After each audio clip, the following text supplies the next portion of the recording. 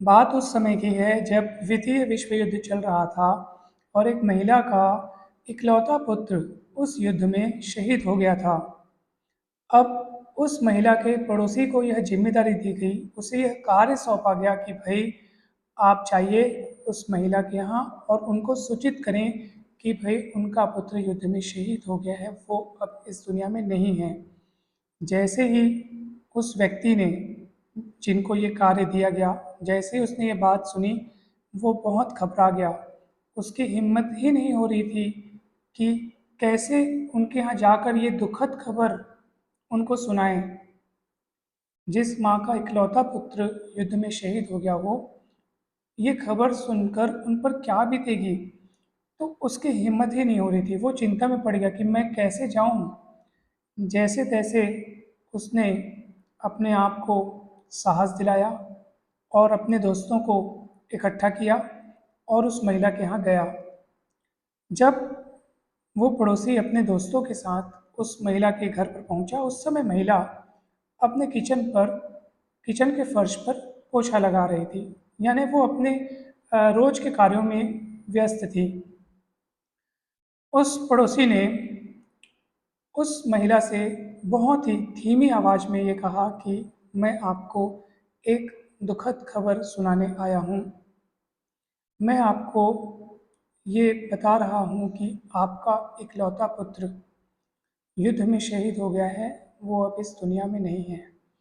जैसे ही उसकी माँ ने, उस लड़के की माँ ने, जो कि शहीद हो गया है, उस लड़के की माँ ने जैसे ही यह खबर सुनी, एक पल के लिए वो रुकी, सिर्फ एक पल के लिए वो रुकी और फिर से उसने अपना कार्य जारी रखा।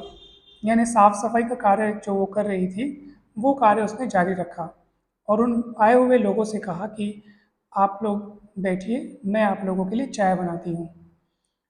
तो उन लोगों ने काफ़ी मना करने की कोशिश की कि नहीं, रहने दीजिए, कोई बात नहीं, रहने दीजिए।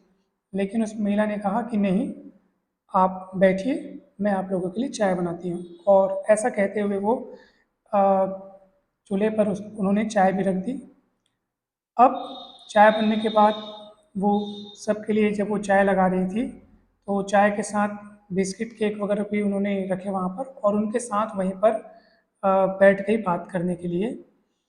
जो जो व्यक्ति आए थे वहाँ पर, वो उनका ये रिएक्शन देख करके कि भाई ये कितनी इमोशनली कितनी स्ट्रांग है, भावनात्मक रूप से कितनी मजबूत हैं, ये देख के उन लोग दंग रह गए।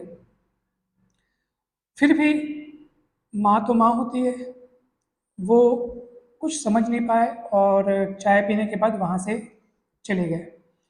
इस घटना को जब बहुत दिन हो चुके थे, तब उसके पड़ोसी ने, जो जिसने वो खबर उस महिला को बताई थी, उसने एक बार उस महिला से पूछा कि आपने अपने इकलौते पुत्र की मृत्यु का समाचार जिस तरह से लिया, वो मैं समझ नहीं पाया। आखिर इसके पीछे क्या रहस्य है?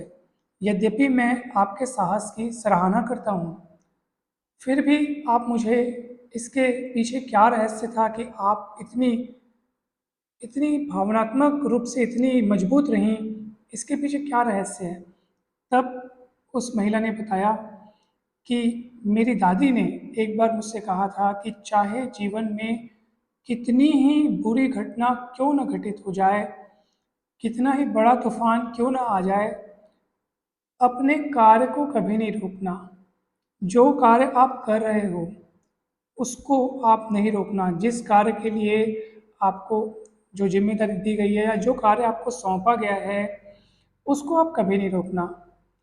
अगर आप ऐसा करने में सक्षम होते हो, तो आप ये समझ लीजिए कि भावनाओं का आप पर अधिक समय तक प्रहार नहीं हो सकता। यानी कि भावनाएं आप पर आक्रमण नहीं कर सकती। भावनाएं आपके वश में रहेंगी, आप भावनाओं के वश में नहीं रहेंगे। दोस्तों, चाहे जीवन में कितनी ही बड़ी बात क्यों ना हो, कितनी ही बड़ी घटना क्यों ना हो जाए, आप हमेशा अपने आप को इतना मजबूत बनाइए कि आप जिस कार्य में अभी व्यस्त हैं, वो व्यस्त ही रहें।